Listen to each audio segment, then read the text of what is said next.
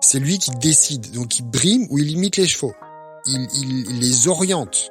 Cela peut emmener tout l'attelage sur une route beaucoup plus difficile car la gestion en est beaucoup plus tendue. Partie 1 de l'épisode 10. Bonjour à toi, ou bonsoir. Bienvenue dans le podcast Chronique d'une résilience méconnue. Ou encore, ma quête de la pleine santé, où je te partage mon chemin de guérison de maladies chroniques et des récits de voyage. Pour moi, les deux sont inséparables.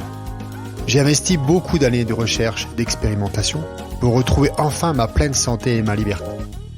Je n'ai pas la solution, mais j'ai trouvé des voies possibles, des raccourcis. Et je t'invite à écouter, voir si cela peut aussi t'aider. Dans ce podcast, ces épisodes, je vais te raconter mon histoire pour que toi aussi tu puisses améliorer ta qualité. Je te dis à tout de suite. Prends soin de toi. Salut.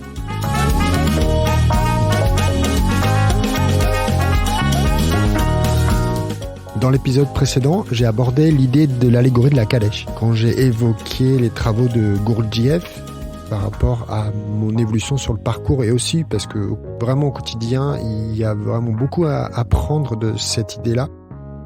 J'ai donc décidé d'en parler dans cet épisode. Donc, pourquoi cette allégorie du carrosse ou de la calèche ? J'ai tenté de trouver une version plus moderne. Bon, parce qu'un véhicule hippomobile, c'est plus trop d'actualité.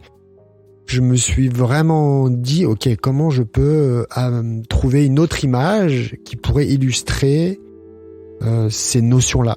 Les notions de dimensionnalité de l'être, les notions intégrales de comment imager l'être humain. Eh ben, j'ai pas trouvé.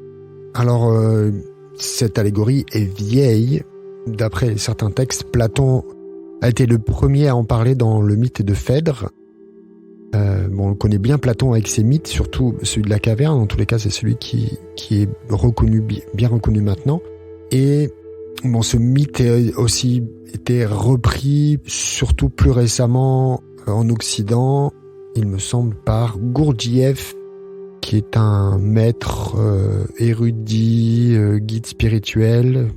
Alors, il y en a qui pourraient contredire ça, mais voilà, je dis ça pour simplifier.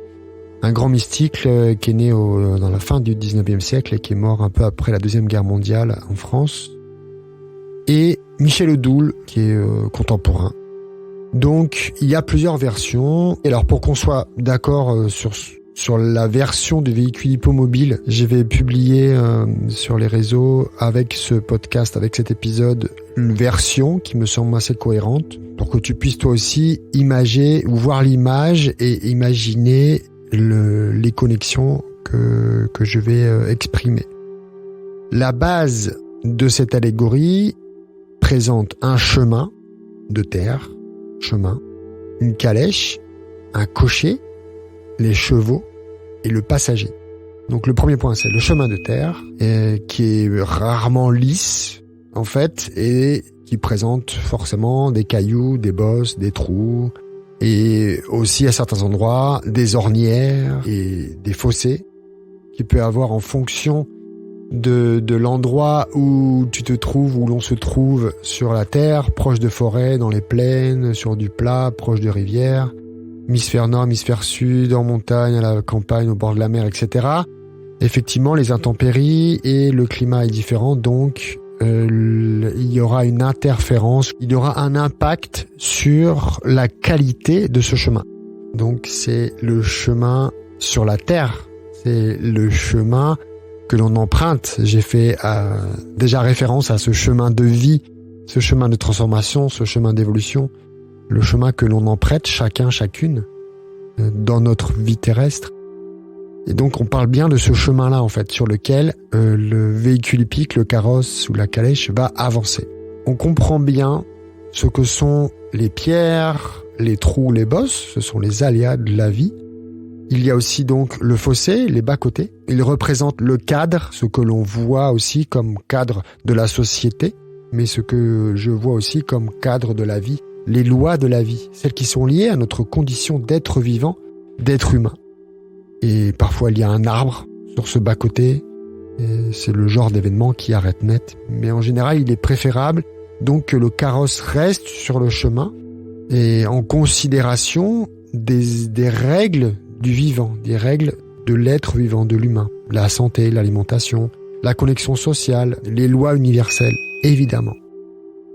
Les virages sur ce chemin représentent les transformations ou les changements de direction entre les cycles. J'ai parlé de ces cycles à maintes reprises dans les épisodes précédents. Il y a des courbes, des virages permettant d'alerter sur ces changements de direction. Et il peut aussi arriver que lors de ces virages, on se retrouve en plein brouillard, dans une intempérie qui ne permet pas la visibilité adéquate. Il est souvent intéressant que le cocher descende pour protéger le véhicule, économiser les chevaux et éviter qu'il y ait des accidents, en fait, tout simplement. Donc quand l'on ne voit pas bien devant, en fait, on peut vraiment être surpris et ne pas savoir comment agir. Et donc les chevaux peuvent prendre peur et il peut y avoir des accidents. Donc il y a le chemin, il y a le carrosse, donc la calèche, qui symbolise notre corps, avec les 4 membres, le tronc et la tête. Les roues arrière sont donc les jambes, elles ont en général la plus grande partie du poids du véhicule qui supporte. Donc en fait c'est vraiment l'image les jambes supportent notre corps. Et les roues avant sont les bras qui permettent les actions manuelles, la direction d'action vers telle ou telle, éviter telle ou telle chose, ou agir ou interagir. Et c'est elles qui ont le moins de poids car elles tournent. Le tronc, bien ça se voit, c'est vraiment le corps du véhicule même. Et la tête, c'est donc la partie assise du conducteur sur l'avant du véhicule. C'est le mental, la personnalité. C'est la partie la plus haute, celle qui domine le chemin, les alentours, le paysage et qui est sur le corps, qui utilise le corps comme support. Et ensuite, l'intérieur du carrosse, c'est l'intériorité de notre corps ou de nos corps et c'est surtout la présence, c'est l'habitacle de la présence de notre être, sa manifestation dans la matière. En tous les cas, c'est comme ça que moi je le perçois maintenant. Les chevaux sont les émotions. On dit que les chevaux sont 2. Il y a un noir et un blanc, vraiment pour se connecter avec cette idée de principe universel qui est le yin-yang, qui vient donc du Tao, qui vient donc de ces préceptes de médecine chinoise et de connexion avec l'Orient qui ont des milliers d'années. J'en ai déjà parlé aussi dans les épisodes précédents. Le yang et le blanc, le yin et le noir, et donc représente à eux deux cette dualité du monde, cette dualité des énergies, cette dualité de nos émotions aussi. Écouter les chevaux, en prendre soin, permet vraiment, on le sait, d'aller plus loin, mais aussi permet de vivre qui nous sommes réellement, en laissant leur place d'expression à leur manière. C'est en les laissant équilibrer le plus possible, donc on parle de leurs énergies, et on peut avancer plus harmonieusement, en accord avec nous-mêmes, avec fluidité, avec attitude adéquate, ou expression adéquate de nos passions, de nos envies, de ce qui nous traverse. Dans cette dualité, on peut effectivement et très certainement avoir cette notion des émotions dites négatives et des émotions dites positives. Et ça, c'est d'après le point de vue du cocher. Les chevaux sont tels qu'ils sont. Le cocher émet une vraie différence ou a une vraie différence entre le cheval, parce qu'il les voit devant lui, entre le cheval noir et le cheval blanc, par son jugement, par son mental, par ses étiquettes, par ses habitudes, par sa manière de voir, de percevoir ce qu'il a devant lui, ce qu'il a autour de lui ou d'elle d'ailleurs. Le véhicule est donc lié à ses chevaux et nourri pour le déplacement. C'est l'énergie des émotions, entre autres, mais pour rester dans cette symbolique, c'est l'énergie des chevaux qui sont les moteurs et qui nourrit le corps, car elles sont liées, expriment ce qu'ils ont à l'intérieur d'eux d'une manière assez authentique en fait. Si c'est pas interprété par le conducteur. Car pour l'être supérieur, le passager de ce véhicule, il n'y a pas de différence de qualité de cheval en fait. Il n'y a pas de différence de qualité d'émotion. Elles sont toutes à vivre, à exprimer, car c'est elles qui permettent d'avancer et de nourrir le chemin de vie. C'est elles qui nourrissent, il me semble avoir déjà évoqué, on dit bien que les émotions sont les nourritures de l'âme. C'est elles qui permettent à l'âme aussi de recevoir les feedbacks de ce qui est de ce qui est vécu dans le monde. Et c'est elles qui sont aussi l'expression de qui l'on est. L'expression de qui l'on est au fond de nous. Pas seulement, effectivement, le conducteur. Donc en troisième, le conducteur, le plan mental. C'est là où l'on crée les pensées, là où elles prennent forme en nous. Donc il y a cette notion de est-ce que les pensées nous traversent ou est-ce que nous en sommes créateurs? Bon, pour moi c'est un mélange des deux, je ne vais pas rentrer là-dedans maintenant. Donc le plan mental, c'est aussi le socle de l'ego, de la personnalité. J'en ai déjà parlé un peu plus tôt. Ce conducteur a deux fonctions ou expressions principales dans son activité. Il doit pouvoir écouter ce que lui dit son maître, le passager du carrosse, et en même temps gérer tout ce qui se passe sur le chemin, dans l'environnement extérieur. Comme je l'ai dit juste avant, s'il y a personne pour diriger les chevaux, c'est chaud. Donc, en fonction de comment il dirige le chauffeur, les chevaux, cela fera toute la différence. C'est-à-dire que les chevaux qui sentent tout, même ce qui n'est pas dit, d'ailleurs dans la réalité, c'est ça. Si tu vas faire une session d'équithérapie, tu verras que le cheval sent tout, absolument tout ce qui se passe. Donc en équithérapie, mais évidemment, il y a multiples activités avec les chevaux. Si le cocher ainsi que ses pensées sont à l'origine de son stress, alors il n'est pas en capacité de pouvoir écouter. Et en général, dans cette condition-là, ou dans ces conditions-là, c'est lui qui décide. Donc il brime ou il imite les chevaux. Il les oriente. Cela peut emmener tout l'attelage sur une route beaucoup plus difficile, car la gestion en est beaucoup plus tendue.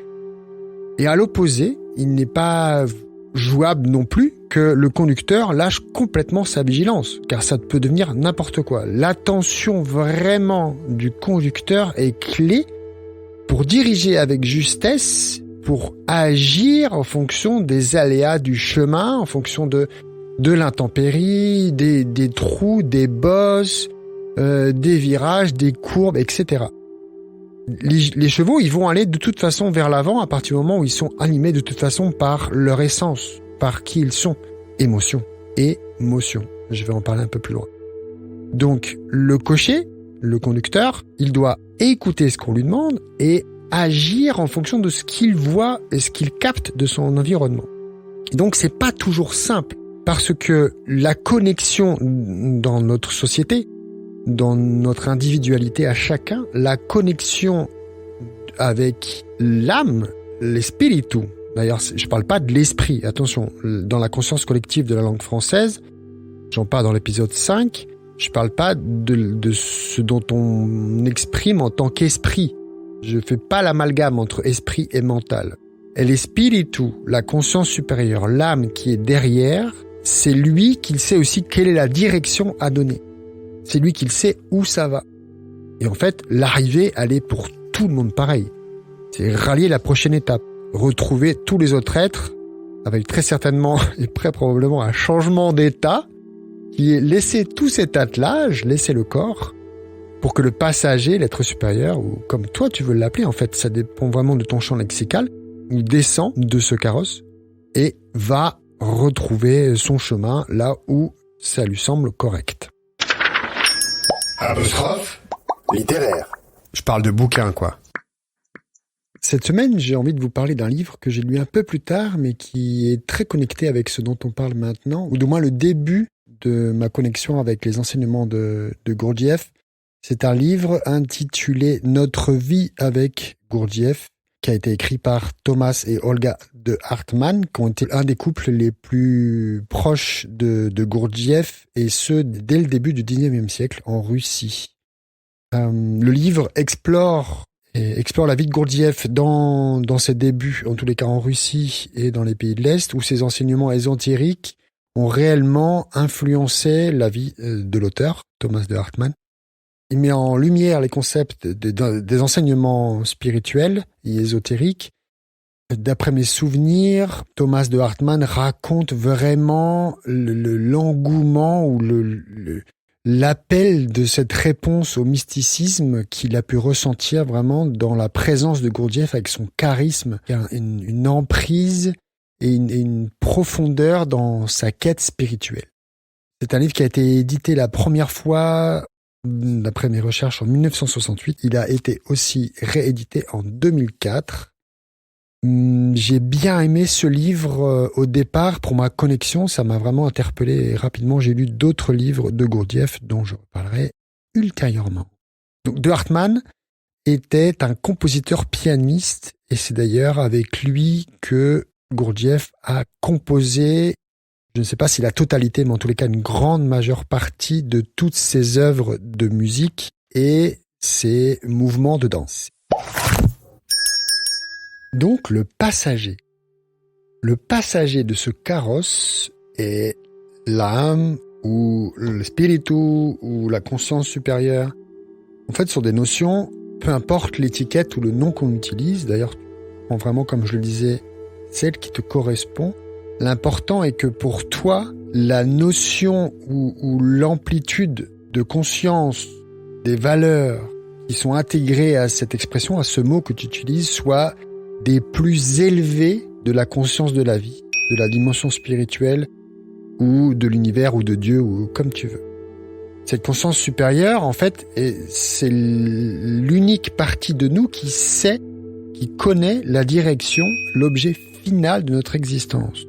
Il y en a qui parlent de destin, il y en a qui parlent de volonté divine, etc. Peu importe.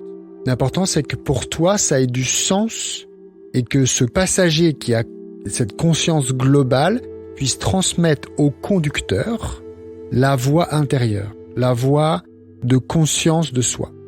Et c'est tout le travail réellement que l'on doit apprendre à réaliser dans cette vie matérielle, mondaine, si je puis dire. C'est vraiment pouvoir aligner de pouvoir aligner l'ensemble de notre chemin, mais aussi vraiment de pouvoir affiner la connexion entre le conducteur, notre mental, notre ego, notre personnalité, et notre passager, c'est la conscience supérieure de qui l'on est, le soi, notre âme, notre conscience supérieure.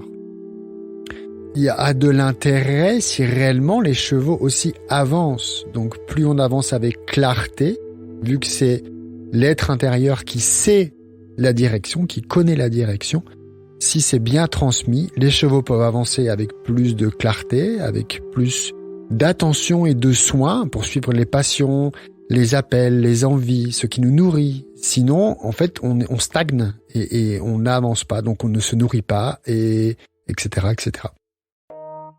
Voilà. Alors, tu as pu peut-être le lire dans le titre de l'épisode, c'est la part 1, donc partie 1, qui vient de se terminer à l'instant. On a vraiment pu aborder des notions réellement connectées avec cette allégorie du carrosse ou de la calèche. Je vais continuer à exprimer cela dans le prochain épisode. Cette fois-ci, j'ai décidé de le couper en 2 parce que franchement, ça peut être long et peut-être même en 3, je ne sais pas encore, car il y a beaucoup de choses à exprimer par rapport à ça et que les intégrations dans notre vie au quotidien peuvent être limitless, peuvent être vraiment illimitées. Donc j'ai décidé de le couper en 2 et je t'invite à patienter pour la semaine prochaine. En attendant, tu peux quand même commenter dans les réseaux sociaux par rapport à cela. Il y a toujours des rendez-vous à prendre gratuitement pour échanger sur ton chemin de vie, de transformation, si tu le souhaites. En attendant la prochaine partie, pour toi, je te souhaite une excellente semaine. Merci d'avoir écouté. Si le contenu te plaît, si tu aimes ce que tu écoutes, ce que tu entends, je t'invite à mettre un commentaire, mettre des étoiles, ta plateforme favorite, et partager avec tes amis, ton réseau. Ce serait une bonne manière pour moi d'avoir ton retour aussi. N'oublie pas que je suis disponible sur les réseaux sociaux pour échanger avec toi sur ces sujets. Prends soin de toi. Je te dis à la semaine prochaine. Salut!